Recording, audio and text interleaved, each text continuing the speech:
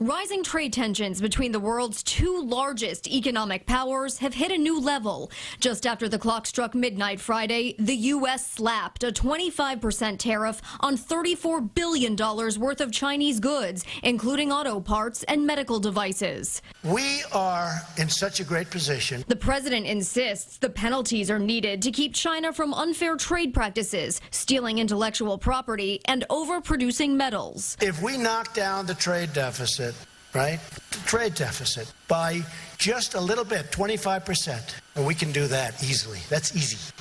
If we do that, we pick up 1 point in GDP. But Beijing answered quickly, adding tariffs on $34 billion worth of American products, including beef, pork, soybeans, and automobiles. When China is unfairly treated in terms of its legitimate rights and interests, it is completely justified for us to take necessary countermeasures. The tariff tiff has been ratcheting up for months, and the president warns the levies will increase to $50 billion worth of Chinese products in the next 2 weeks. American business owners have serious concerns.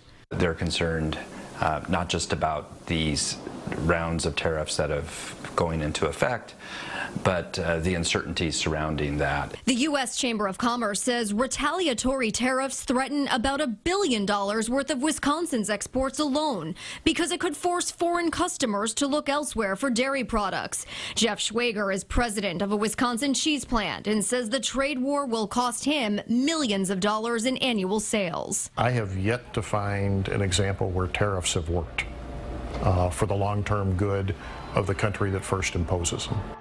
And this all means that prices for consumer products could be driven up as well, and it may be just the beginning. The president says he's ready to target an additional $200 billion worth of Chinese imports and then $300 billion more on top of that if China refuses to give in to U.S. demands. Jessica? All right. Thanks so much, Jessica.